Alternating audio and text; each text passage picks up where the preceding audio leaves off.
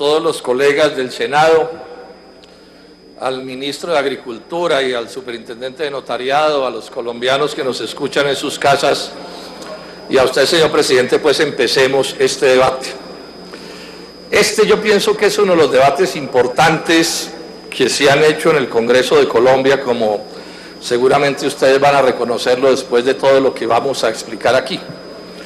Es un debate, para comentárselo a quienes no están al tanto, porque ya algo se ha publicado en la prensa, que tiene que ver con la violación de una ley, la Ley 160 de 1994, que es una ley que establece que las tierras baldías del Estado colombiano solo se les pueden adjudicar a campesinos. Perdón, senador, le pido a los colegas, y aquí hay funcionarios del Senado, háganme el favor los que tomen asiento. Este es un debate muy importante. Señor expresidente del Congreso, doctor Roy Valderas,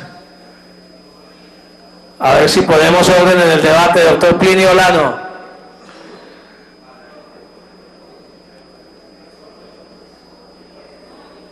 Señores congresistas, ¿de qué tema les está hablando el doctor Arboleda? Por favor, organicemos el salón porque hay un debate muy importante. Le pido a las personas que no son senadores que se hagan en la parte de atrás, y a los senadores tomar asiento para escuchar el debate. Continúe, senador Robledo. Reinicio entonces lo que estaba diciendo y señalo que este es un debate sobre la violación de una ley, sobre que importantísimas empresas nacionales y extranjeras radicadas en Colombia, con la orientación de importantísimos también de bufetes de abogados instalados también en Colombia, diseñan unos mecanismos para violar la Ley 160 de 1994.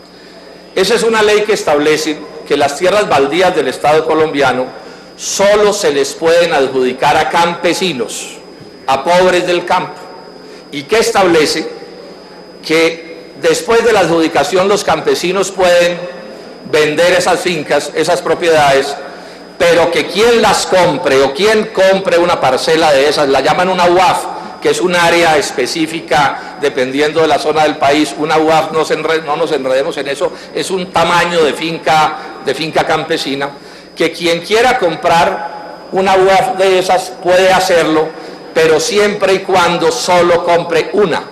No puede comprar más de un solo predio de ese tipo, porque si lo compra, dice la ley, esa adquisición hay que señalarla como una adquisición nula, porque viola la ley, y dice que no la puede comprar ni como persona natural ni como persona jurídica. Ese es, digamos, el caso. Entonces, lo que ha sucedido es que estas empresas de las que voy a hablar ahora violaron de manera flagrante, a nuestro juicio, esa Ley 160 de 1994. Una ley que, es bueno señalarlo, tiene un contenido de signo democrático, porque dice, primero, las tierras baldías del Estado solo para campesinos, y segundo, esas tierras tienen que quedarse en la órbita de lo campesino. O sea, esas tierras sí se pueden negociar, pero siempre y cuando sean negocios entre campesinos. Lo que van a hacer estas empresas, además de violar la ley, es que le van a quitar al campesinado colombiano, al conjunto del campesinado colombiano, el derecho que hoy la Constitución y la ley le da sobre esos predios. Quiero, antes de entrar en materia, hacer un reconocimiento. En buena medida estamos en este debate porque el representante a la Cámara del Polo, el doctor Wilson Arias, lleva casi 3 años insistiendo sobre estos procedimientos ilegales de los que estamos hablando. Sin él seguramente el gobierno no se hubiera movido ni siquiera lo poco que se ha movido para aclarar esta circunstancia. Él, por lo demás, va a hacer mañana en la Cámara este mismo debate, al cual los invito, por supuesto, con toda cordialidad. ¿Qué no es el debate? Quiero ser en esto muy específico, señor ministro. ¿Qué no es el debate? Este no es un debate contra la producción empresarial. El Polo Democrático Alternativo defiende como el que más la producción campesina e indígena, pero también defiende la idea de que en Colombia haya producción empresarial con obreros agrícolas con condiciones laborales de dignidad y que tanto a los campesinos y a los indígenas como a los empresarios los protejan las políticas generales del Estado. Aun cuando voy a hablar del ingenio azucarero Río Paila, esta tampoco es un debate contra los ingenios azucareros. Por el contrario, soy de los que pienso que hoy esos ingenios azucareros están gravemente amenazados por las importaciones de azúcar extranjero y que el país y el gobierno deberían tomar medidas para que esa amenaza cesara. Tampoco es, señor ministro Estupiñán, un debate sobre el modelo agrario. Ese es otro debate, otro día lo hacemos. Pero hoy es un debate de ilegalidad y de corrupción lo que estamos aquí, que no se debe tapar con invocaciones a modelos agrarios. El modelo agrario de Colombia es de lo peor que yo haya visto. Un modelo de feroz concentración de la tierra, un modelo de importaciones de lo que podríamos producir, un modelo que no exporta nada, desde hace 30 años no aparece un nuevo producto de exportación, un modelo de pobreza, y es un modelo además de la tierra no para producir con ella agricultura y ganadería, sino para hacer especulación inmobiliaria. El modelo es horrible, pero ese no es el debate, señor ministro Estupiñán, y le ruego desde ya el favor que nos concretemos a este tema de la corrupción y de la ilegalidad de la que estamos hablando. El modelo además está siendo empeorado en materia gravísima por el doctor Santos, que se inventó la tesis de que los campesinos no sirven, los pequeños y medianos empresarios o los empresarios de toda la vida tampoco sirven, y que aquí las tierras hay que entregárselas es a los magnates de las 30, 40, 50 mil y más hectáreas, sean nacionales o extranjeros. Pero repito, con todo y lo malo que es el modelo, ese debate lo hacemos otro día. Tampoco voy a discutir aquí lo que está pasando en la altillanura. Yo creo que eso está montado sobre muchas falsedades. Por ejemplo, se habla de las grandes posibilidades de la palma aceitera en la altillanura y me sobran documentos de Indupalma que dice que la palma de aceite en la altillanura, en la Orinoquia colombiana, funciona en condiciones dificilísimas y que ellos no le aconsejan a nadie que se meta a la aventura de sembrar palma. Pero digamos que nosotros también somos amigos de un modelo democrático del desarrollo de la altillanura, pero ese tampoco es el debate de hoy. Y tampoco es el debate de hoy, ministro Estupiñán, qué vamos a hacer con este enredo de tierras que hay en Colombia, porque en Colombia hay un enredo de tierras mayúsculo. Vamos a verlo en medio del debate, pero hoy tampoco ese es el debate. A mí el editorial del Tiempo en estos días nos pedía a los del Polo que dijéramos qué íbamos a hacer con el enredo de tierras y nosotros tenemos propuestas, pero hoy, repito, es un debate de violación de la ley y de corrupción. ¿Cuál es el meollo de este debate? Ya lo mencioné, pero quiero repetirlo. Poderosísimas empresas, poderosísimos bufetes de abogados diseñando estrategias para violar la ley y apropiarse de tierras de las que no se podían apropiar. Ese es uno de los puntos del debate. Es punto del debate también el papel del doctor Carlos Urrutia, hasta hace poco embajador de Colombia en Washington y representante legal en el momento de estas hazañas de la firma Brigar Urrutia, que es la que en buena medida diseña este modelo de violación de la ley. Y es interesante lo del doctor Urrutia, porque es que el doctor Urrutia es muy cercano al presidente Santos. Hizo incluso una campaña importante de recolección de recursos para financiar la campaña del doctor Santos. Plata que le entregó a una fundación que se llama Colombia Unida 2010, plata que no aparece reportada en los libros de ingresos de la campaña presidencial del doctor Santos. Así de amigos son, es lo que quiero decir. Pero lo que más me preocupa es que el doctor Santos confunda las amistades con sus compañeros de colegio con lo que es deseable para el país. Y que el día en que el doctor Urrutia tuvo que renunciar, el día en que tuvo que renunciar por estos horrores, salga el presidente Santos a ponérnoslo como un ejemplo a los colombianos y a decirnos que es una persona extraordinaria, cuando vamos a ver que aquí eso no corresponde con la realidad. También el debate tiene otro propósito: demostrar que el doctor Santos y toda la gente ilustrada en el poder colombiano sabía que la ley 160 prohibía acumular UAF o acumular tierras de campesinos originadas en baldíos. Lo sabía desde mucho antes, repito, de que estallara este escándalo, digamos hace un mes y medio. Pero además lo supo precisamente cuando el representante Arias y el senador Robledo pues lo dijimos. O sea que no puede alegar que no sabía, y voy a demostrar que lo sabía. La única duda que nos queda, y que seguramente no se va a poder dilucidar en este debate, es si el doctor Santos sabía que el doctor Urrutia, su amigo de infancia, estaba asesorando de manera indebida a ciertas empresas para que violaran la ley 160 de 1994. Todo lo demás se va a poder demostrar hasta la saciedad en este debate del que estamos hablando. Entremos en materia. Entremos en materia.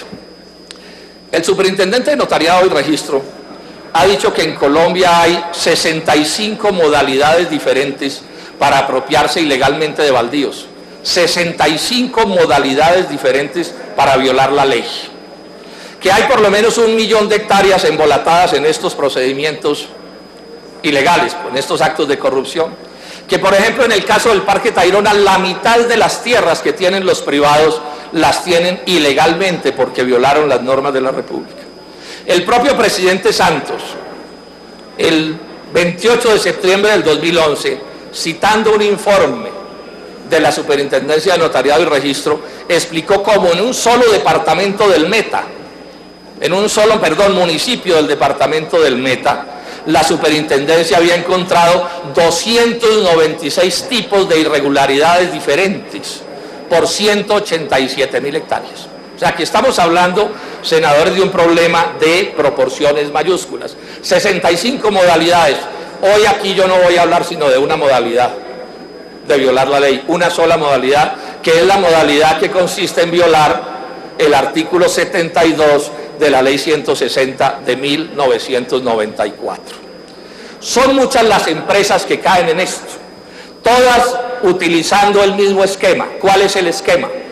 Que como la ley dice que solo pueden comprar una UAF, entonces se inventan un montón de empresas del mismo comprador para que se disfracen de compradores diferentes y a las escondidas se hace la acumulación. Ese es el secreto mediante el cual se viola la ley. Se crean, repito, muchas sociedades para que cada una compre un predio campesino y por detrás se suman todas esas áreas y se produce una sola gran empresa. Río Paila, en la que me voy a detener bastante en este debate, crea el proyecto Veracruz, compra 35.500 hectáreas a través de 27 SAS. Son muy comunes el uso de las SAS, que son las sociedades anónimas simplificadas, a través de las cuales compra 42 predios por un valor de 41.000 millones de pesos. Cargill, otra famosísima, la empresa agrícola más grande del mundo, probablemente, crea 40 SAS, 40 empresas, compra 43 predios, suma 61.000 hectáreas y 60.000 millones de pesos de inversión. Estoy simplificando las cifras, ¿no?, para ganar un poco de tiempo. Corfi Colombiana, que pertenece al Grupo Aval del doctor Luis Carlos Sarmiento Angulo, mediante 7 SAS, 7 empresas, compra 14 predios y con eso acumula 6.000 hectáreas que no podía acumular en esa región del país. Mónica Semillas es una empresa brasileña, 6 empresas, 9 predios, 8.800 hectáreas. Poligrado, otra transnacional, 3 predios, 1.000 hectáreas, y se sabe que anda tras la casa de otras 70.000 hectáreas en la zona de Mapiripán. La Facenda, 16 empresas, 16 predios, 22.700 hectáreas. Timberland, 11 SAS, 11 predios y 13.000 hectáreas. Todo esto es en los llanos orientales. Y aparece también con acumulaciones ilegales de tierras la empresa Merhaba, una transnacional israelita que aparece comprando en Pibijay, en el departamento del Magdalena, 19 predios para acumular 1.000 hectáreas. Lo que pasa es que allí la UAF es bastante más pequeña. Y el Fondo Ganadero de Caldas aparece comprando en Urabá 106 predios para 4.000 hectáreas. En Córdoba, perdón. No, el Fondo Ganadero de Córdoba comprando en Urabá. Esa es la precisión. El ministro de Agricultura dice que hay por lo menos 14 casos que ellos han detectado y que ya han empezado demandas de nulidad del INCODER. Advierto que de los casos que yo reseñé con algún detalle, apenas en esta lista de los 14 aparecen 2 o 3, o sea que hay más empresas, pero bueno, no quiero fatigarlos dándoles nombres de empresas. Se trata entonces de un modelo de corrupción, de ilegalidad organizado en la cúspide del poder colombiano. Cargill, Río Paila, Luis Carlos Sarmiento, Brigario Urrutia Asociados, que es la firma de abogados más importante de Colombia. Y me decía un especialista, me decía, mire senador, aquí lo que pasó fue que crearon un producto. ¿Qué es un producto? Un producto es cuando un negociante de cualquier tipo se inventa una manera de ganarse una plata. Normalmente los productos son mecanismos legales, no sé, un nuevo seguro de vida, alguna cosa de ese corte. Pero también hay productos ilegales. Y me ponía como ejemplo para que al Senado se le facilite la comprensión del asunto, me decía, agroingreso seguro es un producto.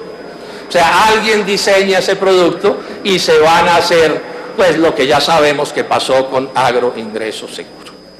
Esto es de lo que se trata este debate. Entonces yo voy a explicar con todo detalle cómo es que hacen la maniobra de ocultamiento, particularmente en el caso de Riopaila, que es el que tengo más documentado, pero estemos seguros que en todas partes funciona básicamente igual.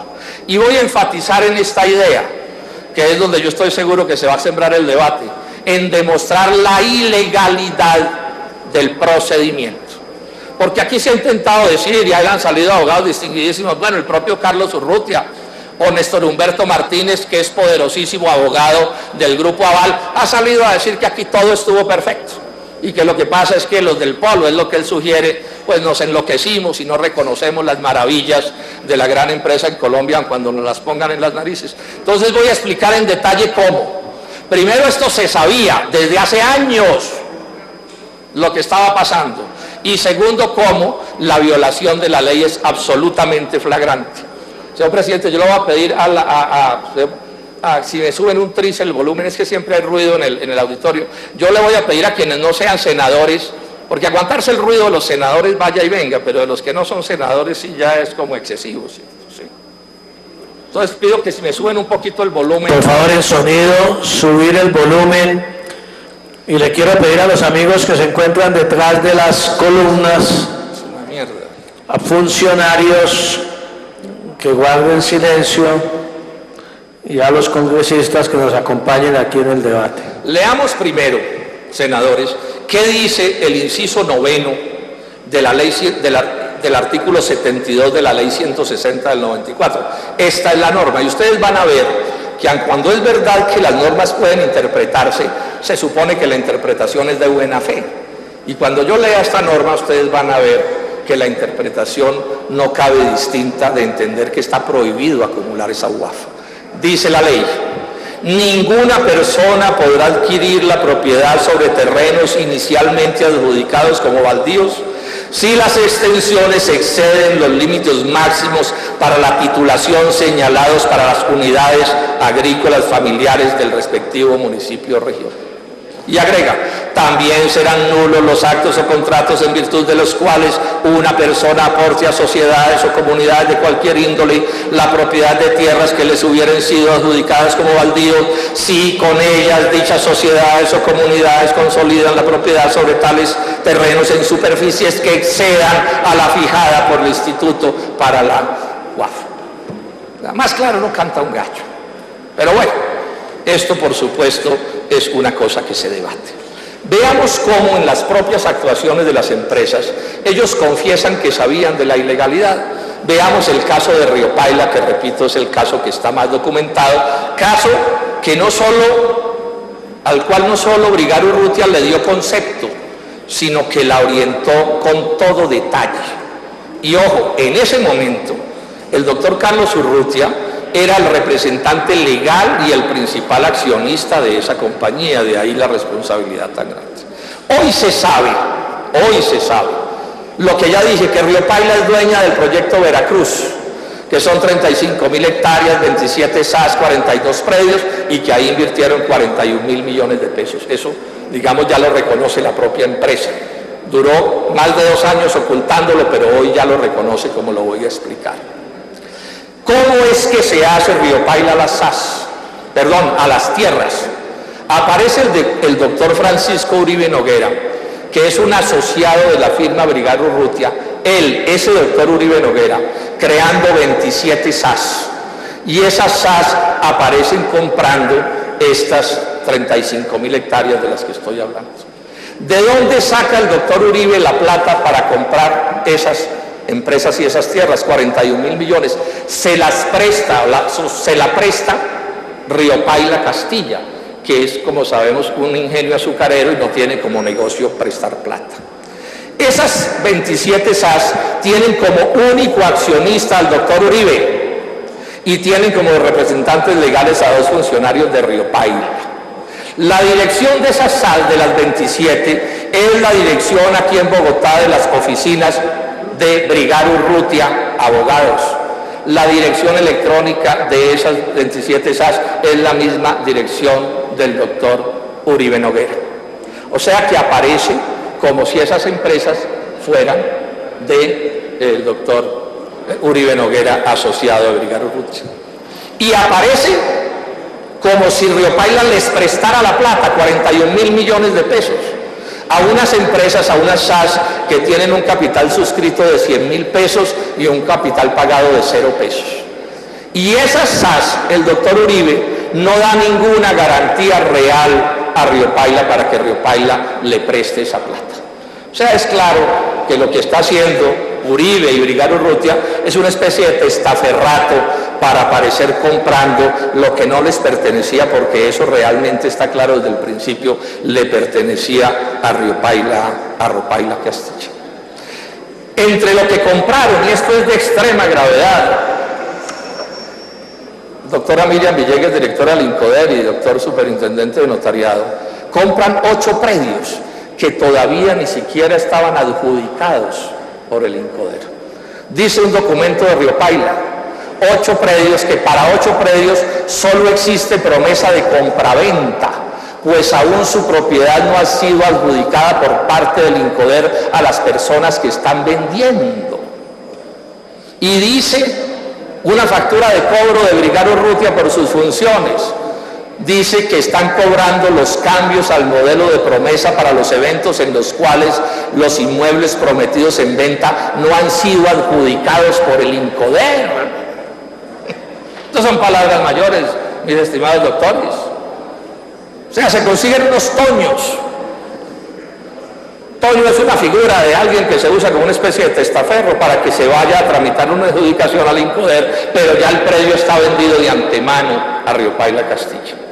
Como si fuera poco, en su propósito de ocultar lo que están haciendo, el 31 de diciembre del 2011, este negocio empieza en el 2009, en el 2010 compran las tierras, el 31 de diciembre del 2011 aparece Francisco Uribe, que es el único accionista de las 27 SAS, o sea, el supuesto único dueño de todo este emporio que estamos hablando, aparece en España, cediéndole las acciones de estas 27 SAS, cediéndoselas a 5 sociedades españolas, cuyos nombres tengo, pero no voy a dar para no alargar el debate, y se las cede gratuitamente. Y esas 5 sociedades españolas aparecen como siendo de propiedad de otras 5 propiedades españolas, cuyos accionistas no conocemos. Y todo eso, con el paso del tiempo, se termina desentrañando, resulta ser propiedad de un holding localizado en Luxemburgo, que se llama Asturias Holding S.A.R.L. Y todos sabemos que Luxemburgo es un paraíso fiscal. Solo con el paso de los meses se va a saber que el holding era de Río Paila Castilla. Pero el propósito de ocultar esta inversión nacional y disfrazarla de extranjera es absolutamente manifiesta. Y el propósito de hacerle imposible seguir la pista también es absolutamente manifiesto. ¿En qué momento Río Paila reconoce que ese negocio que empieza a hacer en el 2009 sí es de Río Paila? Apenas lo reconoce en la asamblea de accionistas de esa empresa del marzo del 2012. Como lo voy a demostrar, el negocio se empieza a montar en el 2009 y Río Paila solo acepta que ese negocio es de ella en la asamblea de accionistas del 2012, porque antes la asamblea de accionistas de Río Paila no sabía de ese negocio y la administración se lo negaba.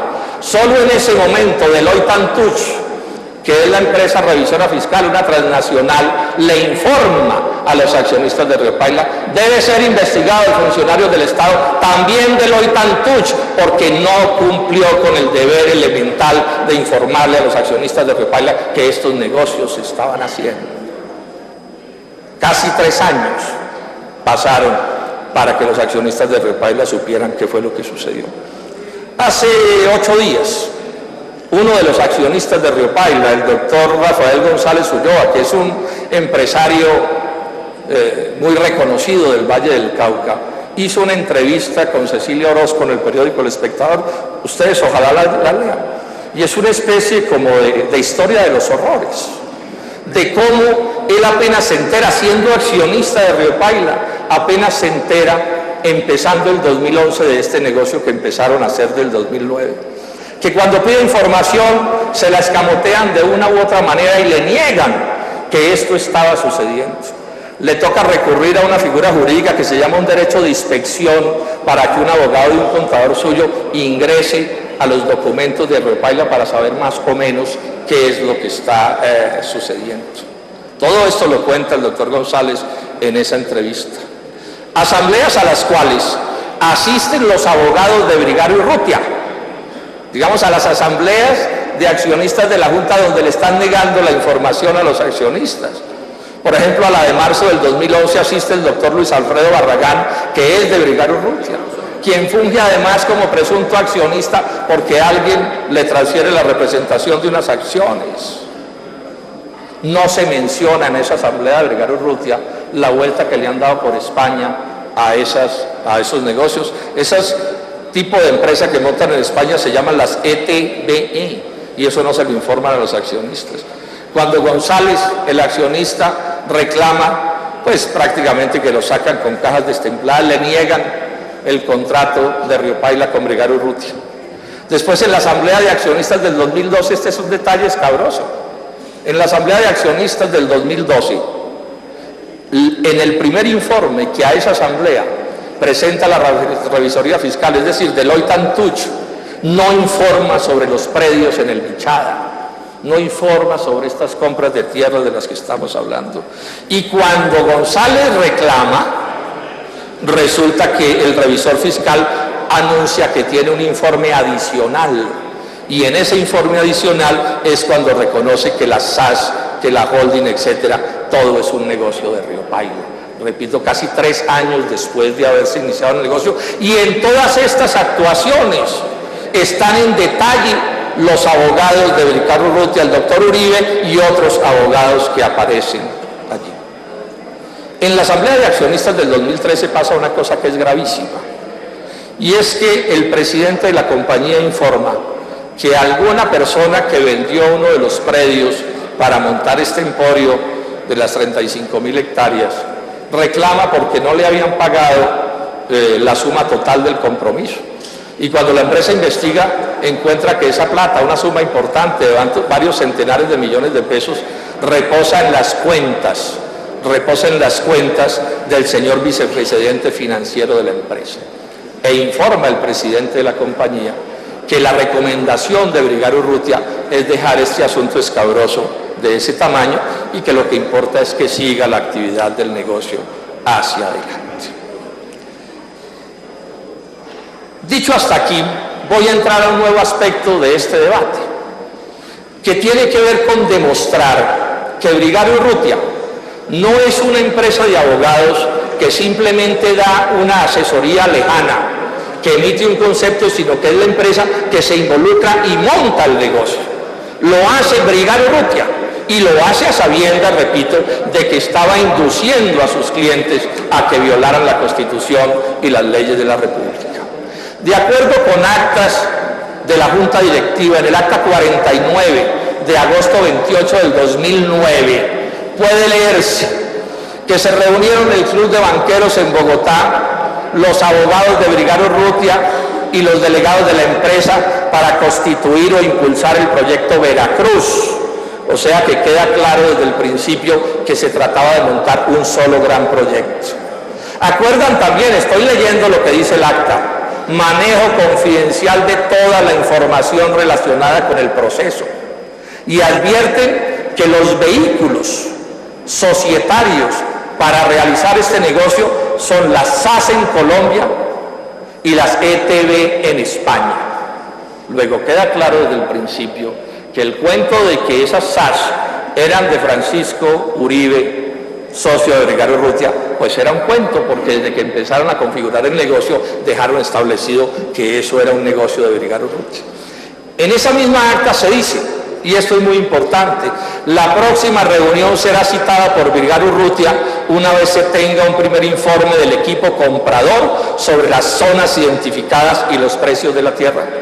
Porque en los siguientes documentos voy a demostrar cómo Brigario Urrutia parece ser quien consigue las tierras, quien consigue los predios, además de brindar simplemente la asesoría de este negocio. Acta número 55 de diciembre del 2009. Dice la parte pertinente del proyecto Veracruz: autorizar a los representantes de Brigario Urrutia para que negocien el precio predio Caviona, ubicado en el departamento del Meta, de aproximadamente 25.000 hectáreas brutas a un costo promedio de 1,5 millones de la hectárea. Bien caro, por cierto. Bien caro, por cierto, a 1,5 millones de pesos la hectárea de ese predio. Pero lo más grave no es eso. Es que cualquiera que entre a internet puede saber que ese hato Caviona es un hato histórico de propiedad de los Carranza, y que es un acto que contiene todo tipo de ilegalidades.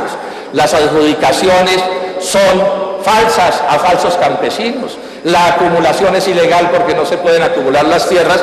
Bueno, y afortunadamente Riopaila Castilla no terminó comprando ese predio porque hubiera quedado, por supuesto, bastante mal.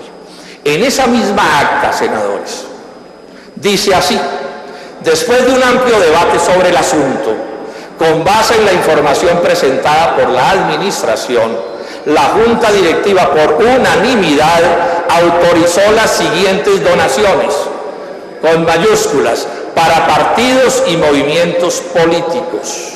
Primero, Partido Cambio Radical. Segundo, Corporación Pacto Ciudadano. Tercero, Corporación Colombia Unida 2010. Y recuérdese que yo dije cómo el doctor Carlos Urrutia hizo una campaña de recolección de fondos para entregárselos a la Fundación Colombia Unida 2010.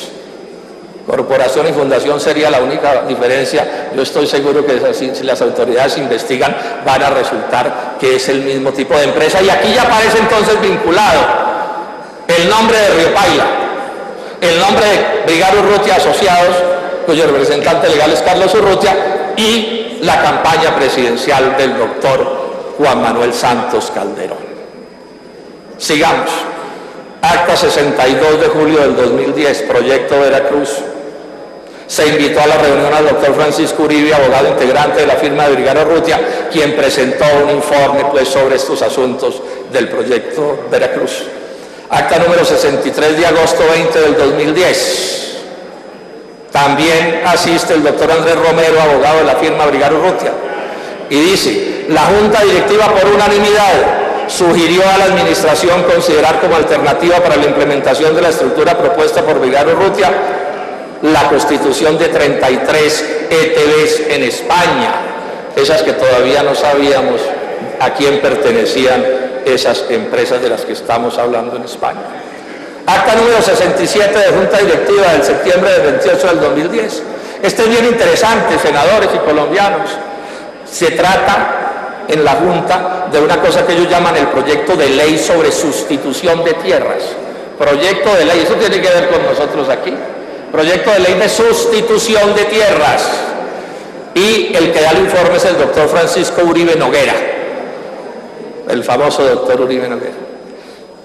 Yo no tengo la certeza a qué se refiere, pero hay una cosa que sí está clara. Para ese momento, el gobierno nacional estaba cocinando, y a eso me voy a referir luego, introducir en el Plan Nacional de Desarrollo la modificación de la Ley 160 de 1994, como efectivamente ocurrió en el Plan de Desarrollo. Luego, las autoridades que investiguen esto tendrán que investigar si Brigario Urrutia y este ingenio azucarero estaban orientando cómo deberían ser las modificaciones que la administración de Juan Manuel Santos promovió en este Congreso relacionadas con la Ley 160 de 1994.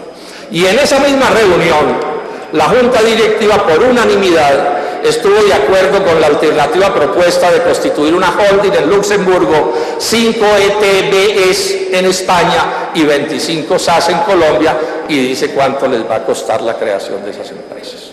Todo esto, repito, con la presencia de los abogados del doctor Carlos Urrutia, de la firma Brigaro Urrutia Asociados. Una de las cosas más preocupantes de esta historia que les estoy contando, y ustedes me excusarán que abunden ciertos detalles, pero si uno hace cargos graves, está en el deber de demostrarlos en detalle. No se puede jugar con la honra de las personas si no se tienen argumentaciones serias que comprueben las actuaciones indebidas que tuvieron. Entonces aparecen en los estudios de los predios que están comprando, en los estudios de los títulos, Brigaro Urrutia da un informe de cada uno de esos títulos. Y lo primero que dice el informe, no lo voy a leer, es que la Ley 160 de 1994 prohíbe la acumulación de baldíos.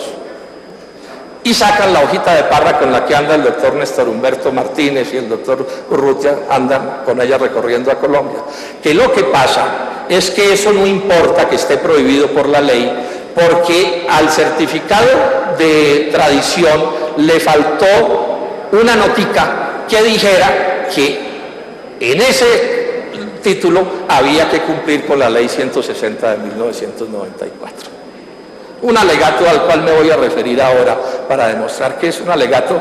Bueno, entre paréntesis les cuento que ayer fue motivo de mucha risa en el externado de Colombia entre el profesorado esa argumentación. Pero la que en este momento quiero referirme es a esto.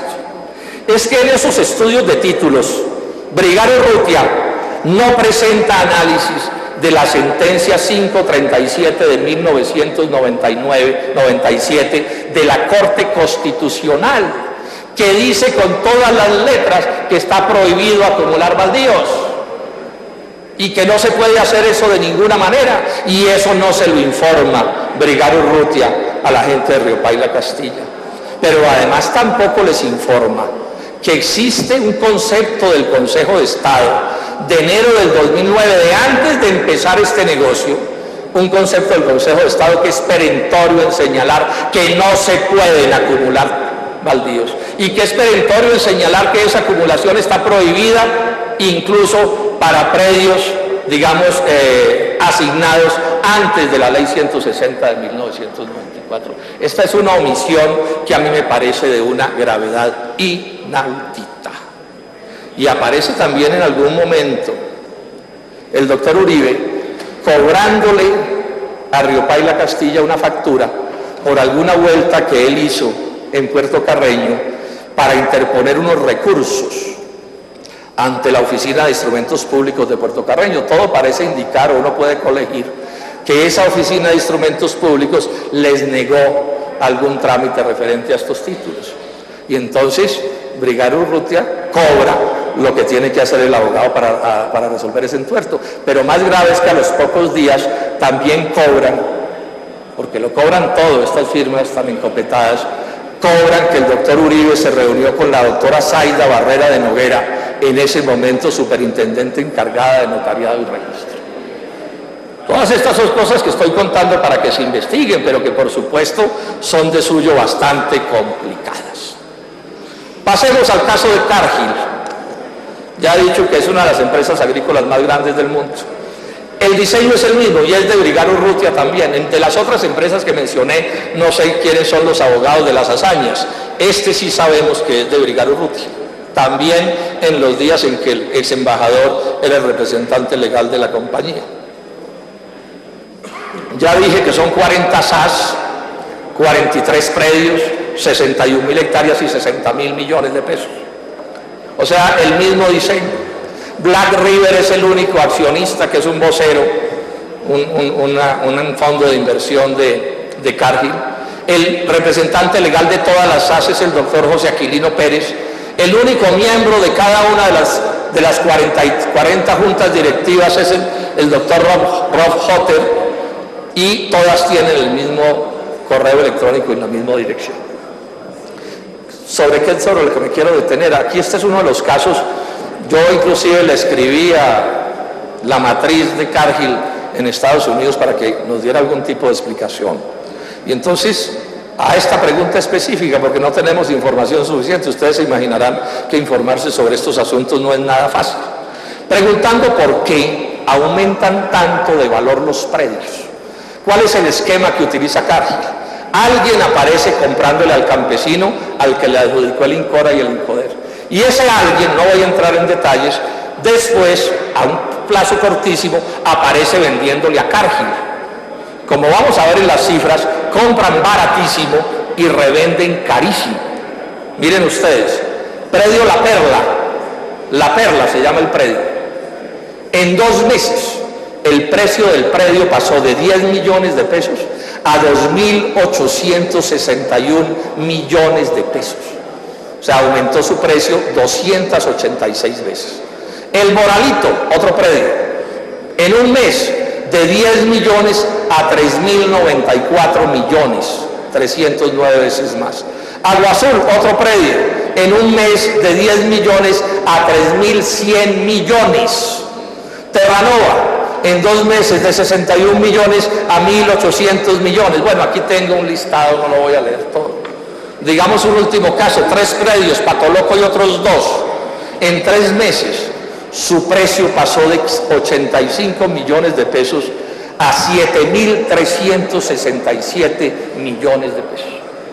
Si ustedes me preguntan qué pasó ahí, yo les digo que yo no sé, pero sí, por supuesto, me llama muchísimo la atención y sería bueno, que es una de las cosas que pretendo con este debate, que las autoridades que tienen el deber de investigar, porque finalmente nosotros hacemos debates de control político, no somos jueces, pero que las autoridades de Colombia, el Estado colombiano, el presidente de la República en persona, exija que estas cosas se investiguen a profundidad.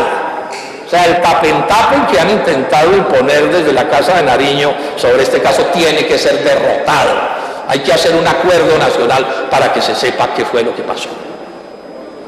Han salido entonces a decir que no, que aquí no pasó nada, que es que las normas son confusas. Bueno, les voy a leer distintos conceptos y opiniones sobre esta ley 160, a ver si es verdad que las normas son confusas.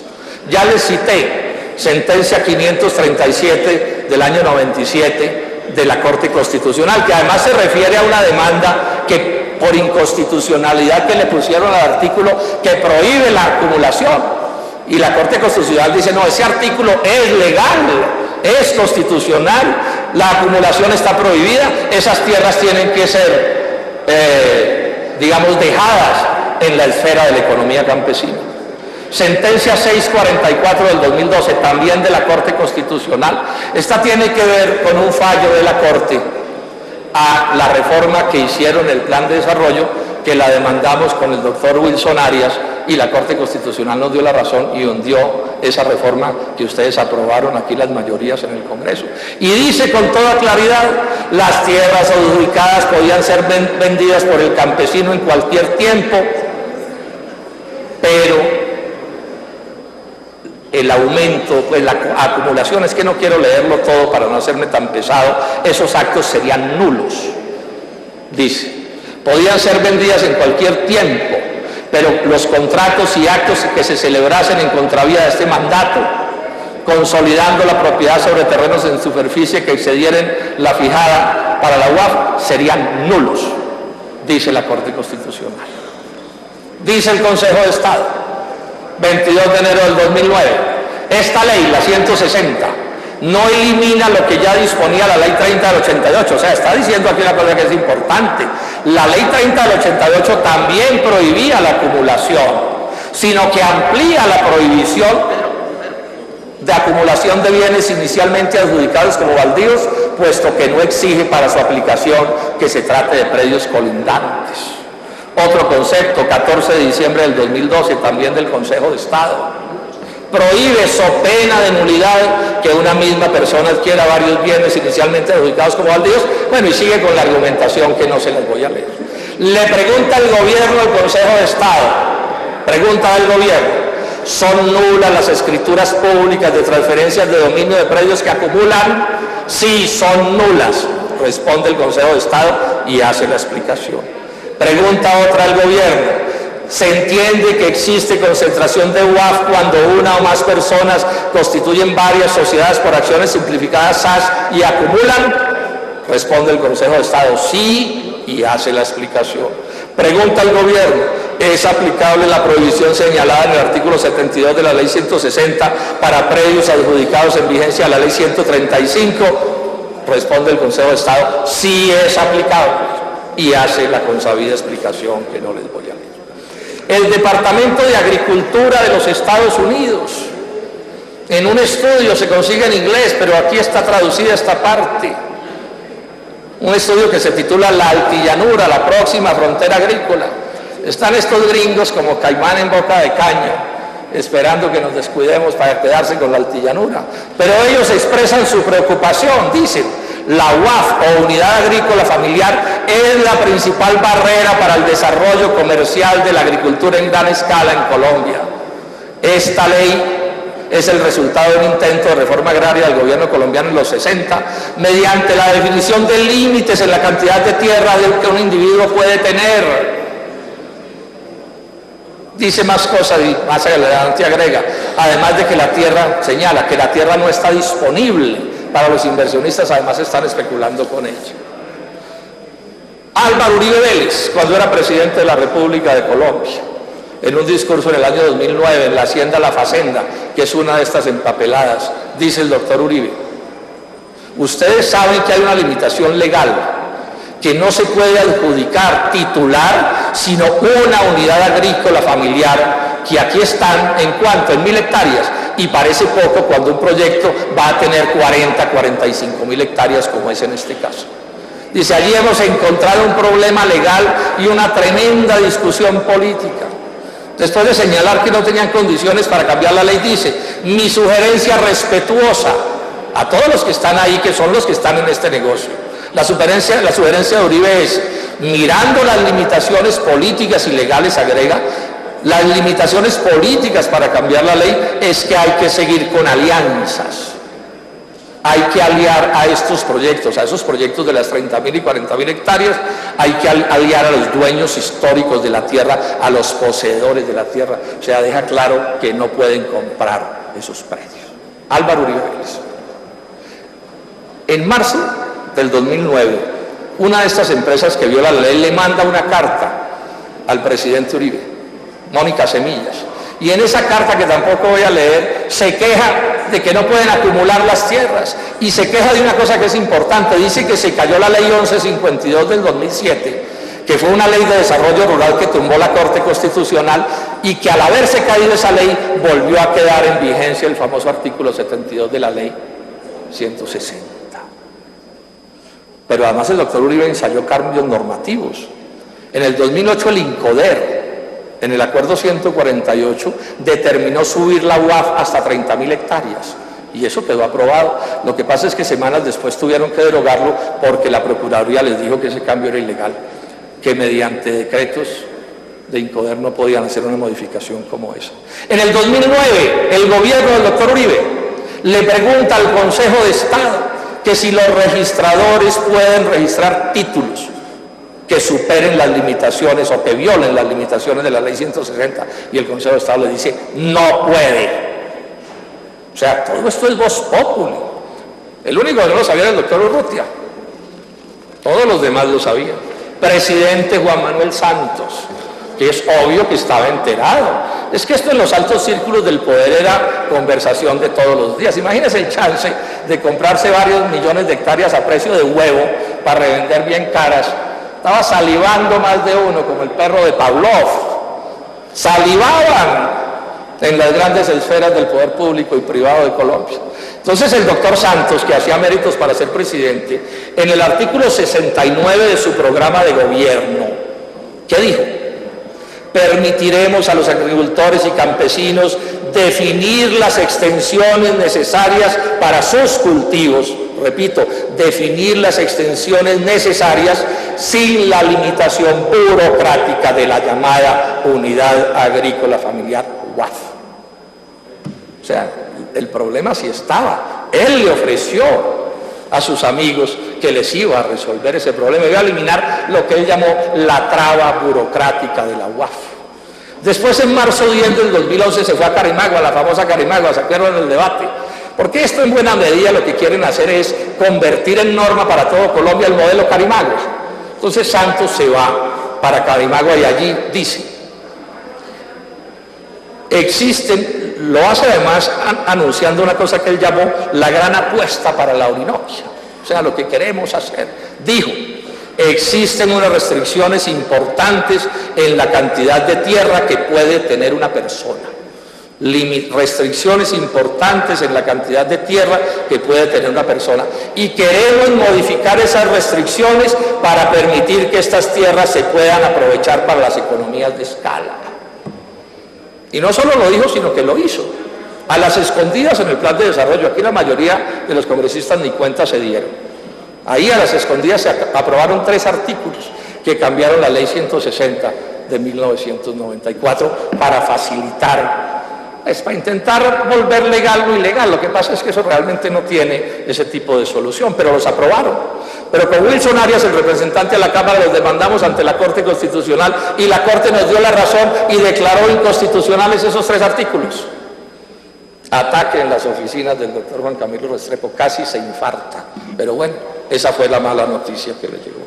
Y hoy todavía está viva, aquí en el Senado de Colombia, un proyecto de ley que se llama Proyecto de Ley 164, votado ya en la Comisión Quinta del Senado con mi voto en contra. Ese proyecto, con el pretexto de la extranjerización, porque meten en un proyecto de extranjerización como un mico una norma sobre baldíos, se inventan unas asociaciones que a mi juicio apuntan a convertir en asociaciones legales las compras ilegales. Pero hay un detalle que es importante en el trámite de ese proyecto.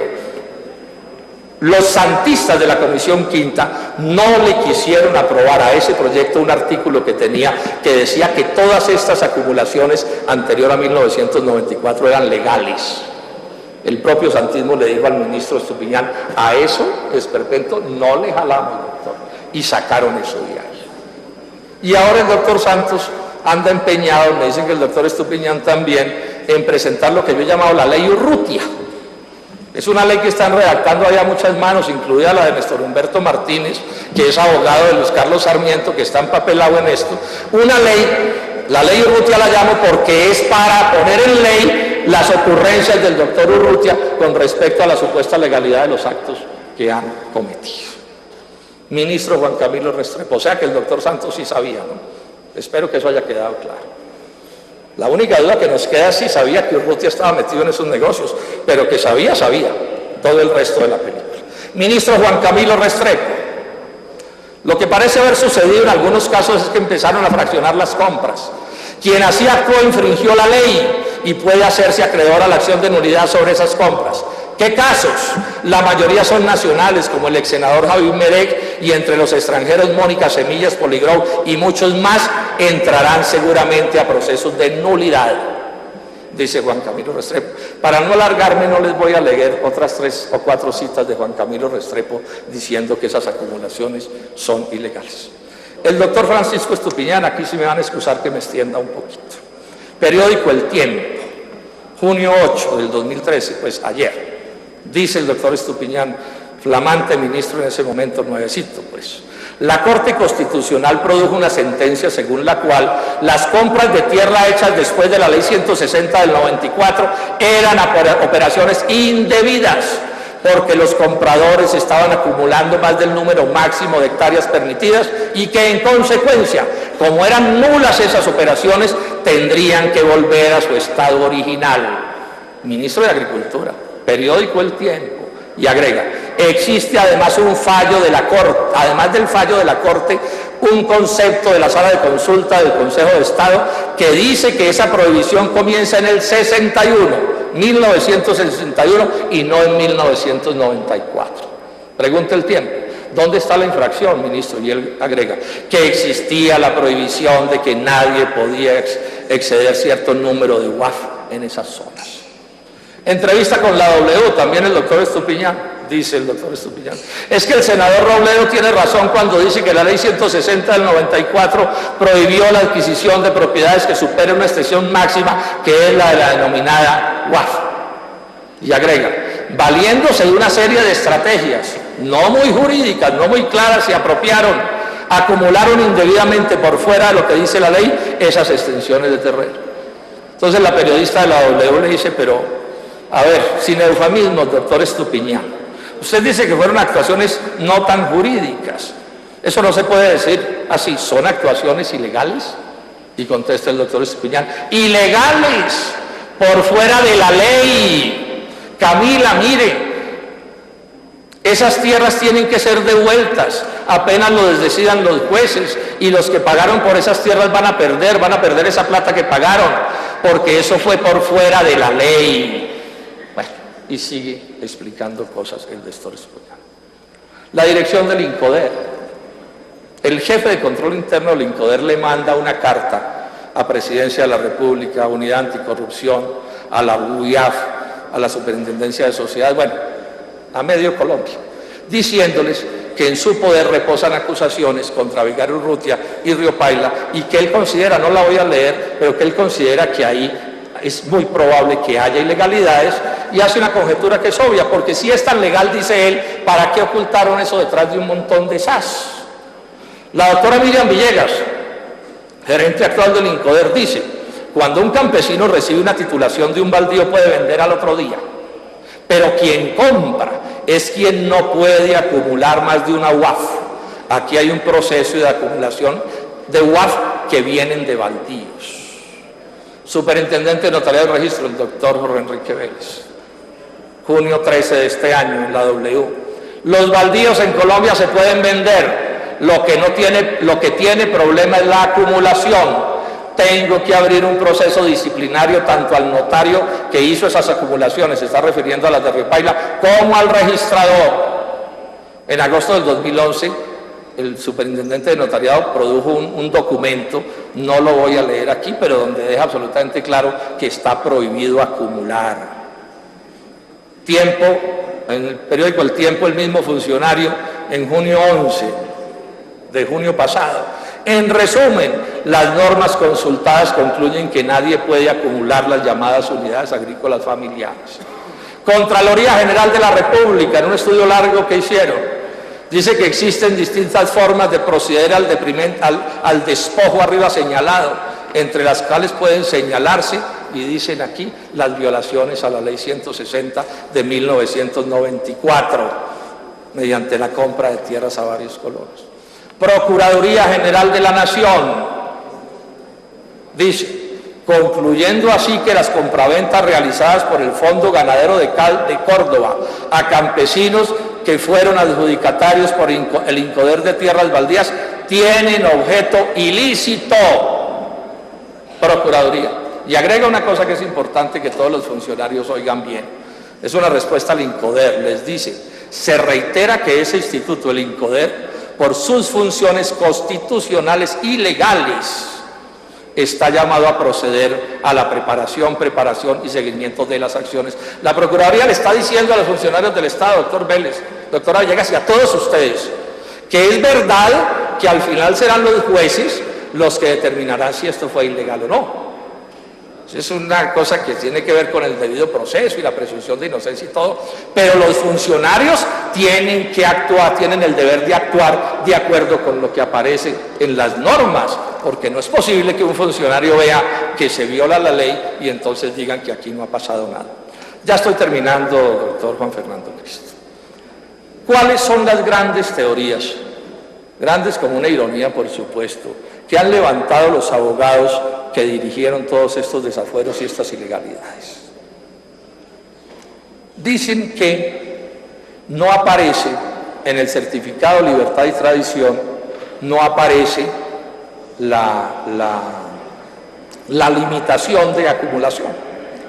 Y dicen que eso está en el artículo 72 de la ley 160, ahí faltan a la verdad. Lo que está en ese artículo es que eso deberá consignarse en los títulos de adjudicación que se expidan, que son dos cosas bien distintas. Pero eso, digamos, son problemas de formalidades. ¿Qué es lo que dice la ley en Colombia? Que en los certificados de libertad y tradición tendrá que ponerse las reservas que haya sobre esos bienes. Pero cuando se trate de reservas particulares, por ejemplo, una hipoteca, ¿sí? Por ejemplo, un embargo, pero decir que abogados de estas calibres digan que hay que poner en el certificado de libertad y tradición de un bien, que es que para negociar ese bien hay que cumplir con las leyes de la República, pero esto sí es inaudito. Y entonces que como ahí no dice no robarás, no matarás de acuerdo con las leyes de la República, se supone que en esas áreas de esos títulos se puede hacer cualquier cosa. Eso por supuesto que es una desproporción. Además porque en todos los certificados de libertad y tradición dice con toda claridad, como primera anotación en esos títulos, dice modo de adjudicación, modo de adquisición, adjudicación de baldíos. O sea que es obvio que el abogado y más de estas firmas estaba en la obligación de mirar este asunto de los baldíos. Y ya les he dicho que encontraron las limitaciones y se inventaron el sofisma de que no estaba la palabrita de las limitaciones de la ley 160 del 94. Pero el propio alegato es una confesión, porque ellos dicen en el estudio de títulos que la ley 160 prohíbe la acumulación, pero que porque le falta el latrerito, entonces acumulemos. Falta de seriedad absoluta para violar la Constitución y las leyes de la República.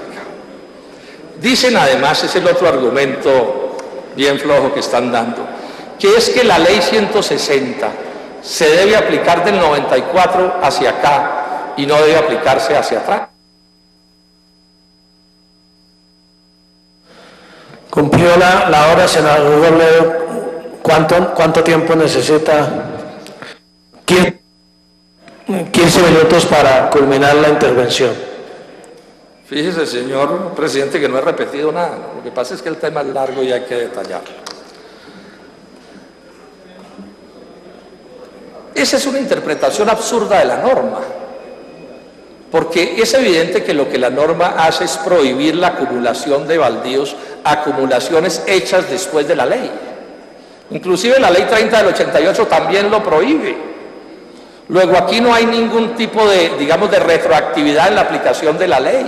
Sobre eso es tan clara la jurisprudencia de este país, que la ley que se aplica para interpretar estos casos es la ley 153 de 1887. Ojo, no me he equivocado. Es una ley que ha sido tan poderosa en la historia de Colombia, que es una ley de más de un siglo, 1887. Se las enseñan a los muchachos cuando llegan al primer semestre. Y aquí que se habla de tanta estabilidad jurídica, no me digan que no es de mucha gravedad que el gobierno nacional y estos bufetes de abogados se vayan ahora a inventar una interpretación evidentemente contraria a la ley de cómo es que se interpretan las leyes de la República. ¿Qué es lo que dice el artículo 28? Dice, todo derecho adquirido bajo una ley y en conformidad con ella, o sea, el derecho adquirido con una ley, subsiste bajo el imperio de otra, pero en cuanto a su ejercicio y cargas y en lo tocante a su extinción, prevalecerán las disposiciones de la nueva ley. O sea, quien hizo acumulaciones antes de estas normas, las hicieron. Y eso no es lo que se está discutiendo aquí. No lo mencioné, pero es un hecho. Varias de las compras, distintas de las que yo mencioné, de don Luis Carlos Sarmiento Angulo, no tienen este problema del que estamos mencionando, precisamente por esta interpretación que yo estoy haciendo. La norma entonces es perfectamente clara.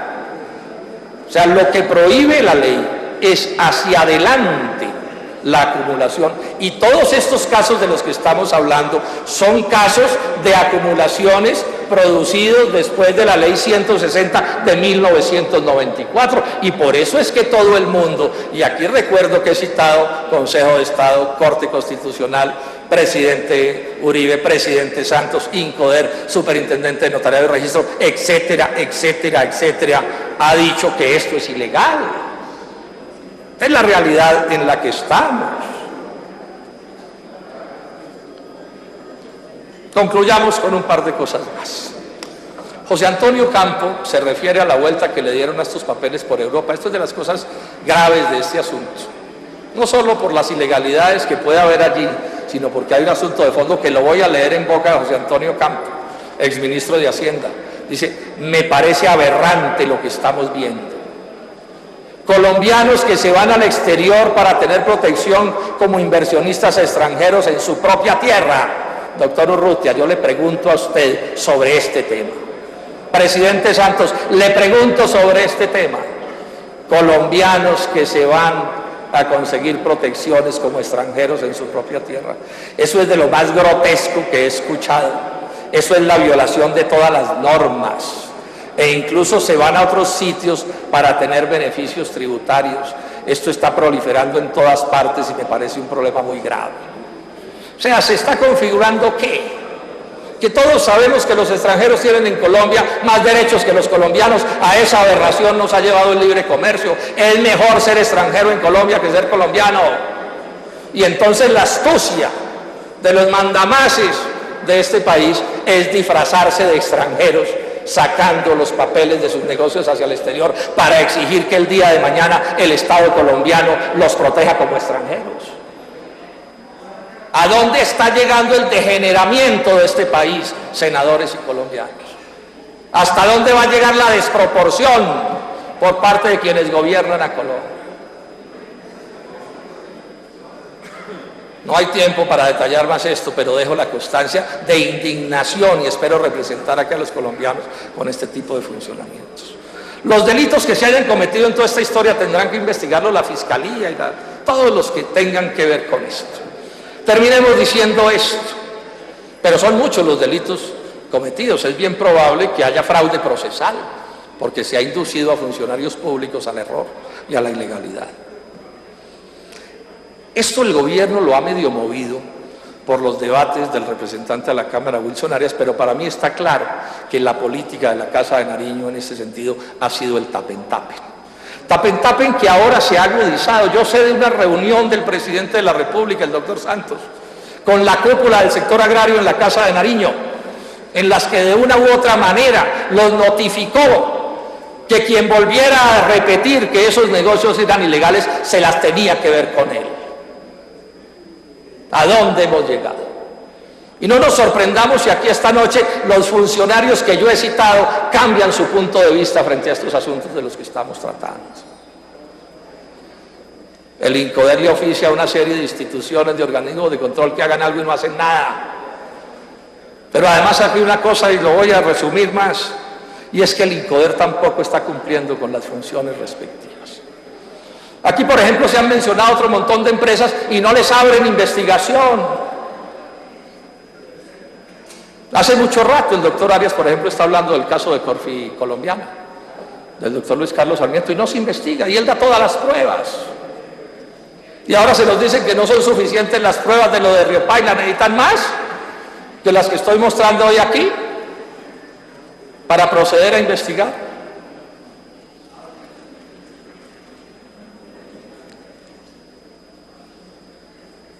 Por las presiones, repito, del representante Arias, el INCODER contrató una empresa para que adelantara las acciones jurídicas frente a estos casos.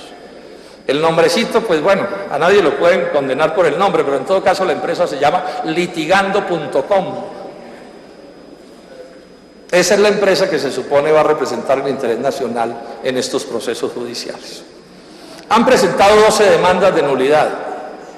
De esas 4 contra el Fondo Ganadero de Córdoba, que es parte débil en este asunto, por supuesto. O sea que realmente han hecho 9. Los jueces apenas han admitido 2. Hay 10 inadmitidas, principalmente porque no han anexado todos los documentos, en especial las copias auténticas de las escrituras públicas. El caso de Poligrow, que también le faltaban unos papeles, terminó siendo rechazado porque el INCODER dejó vencer los términos. Eso es inaudito. Eso es una alcahuetería del gobierno nacional.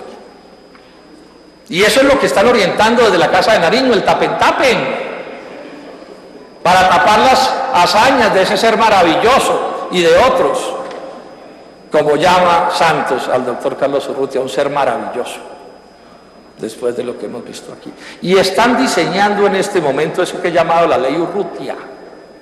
Y el nombre es perfecto. Porque por los borradores que conocemos, así el doctor Néstor Humberto se ponga bravo en los medios de comunicación, lo cierto es que él está en eso.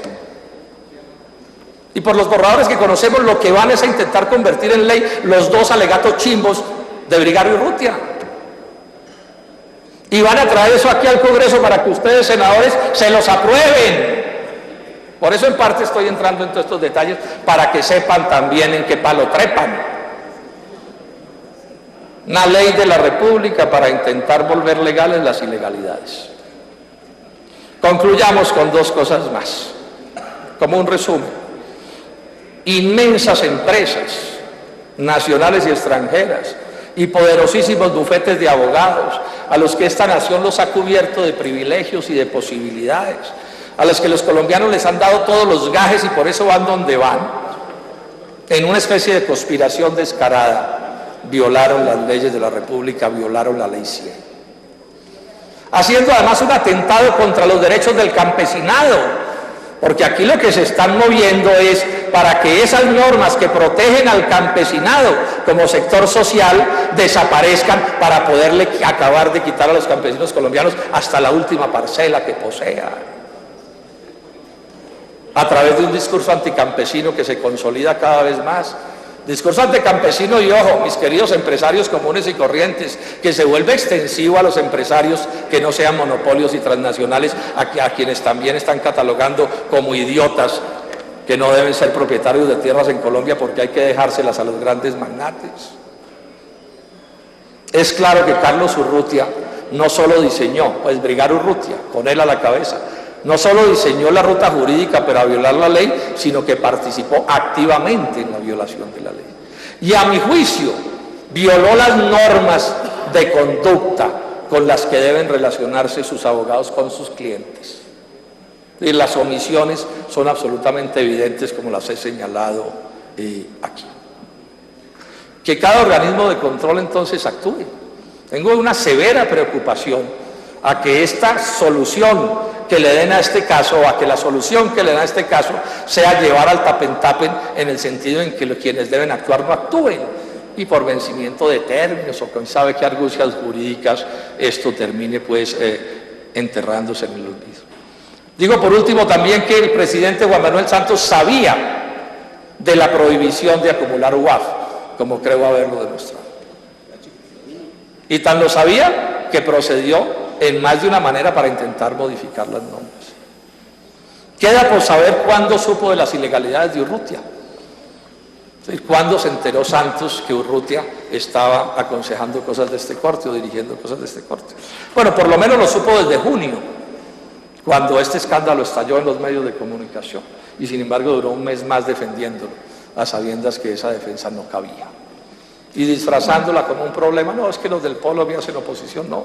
Ojalá esto fuera tan simple, esto es de extrema gravedad.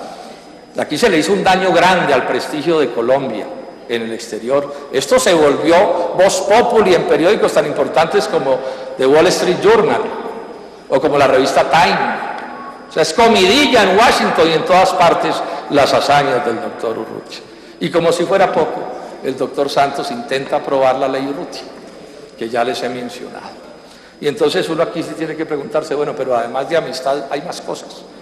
Es una pregunta que por supuesto quedan planteadas. Por último, decirles esto. Repito, porque me temo que aquí van a desfigurar esta cosa. Aquí seguramente ahora vamos a adoptar al doctor Estupiñán hoy decirnos que es que lo que pasa es que no, que esto, que lo que importa es el modelo agrario y la seguridad inversionista y las garantías a los inversionistas, ¿cierto? Y entonces echarnos un debate sobre el modelo agrario, resulta que aquí yo lo que he hecho es un debate sobre corrupción, que no se puede tapar con debates al modelo agrario. Cuando quieran hacemos debates sobre el modelo agrario, pero aquí estamos hablando de funcionarios del Estado cometiendo ilegalidades, de eso es de lo que estamos hablando. Y espero pues que no intenten enredarme las cuentas aquí para que esta cosa no se conozca, no se tramite con la seriedad que debe tramitarse. Ya vendrán y el Polo Nueva de esos temas. Vamos a hacer en estos días debate en la Comisión Quinta sobre el caso de la Altillanura. Vamos a ponerle la lupa a eso. Ya mencioné, pero ahí están pasando cosas muy complicadas. ¿Cómo así que al país le vendan que dice que el futuro del agro está en esa región del país? Y no me opongo a que la desarrollemos, por supuesto que sí, pero decirnos que el futuro del agro está ahí. O sea que hay que desarrollar las tierras al oeste de la Primavera. La Primavera queda a 500 kilómetros de Bogotá, más lejos que Buenaventura. A decirnos que el futuro de esa zona es la palma aceitera, cuando Fedepalma está cansa de decir que no hay paquete tecnológico para la palma en la Altillanura. A decirnos que los escasos recursos públicos para el agro los vamos a enterrar allá.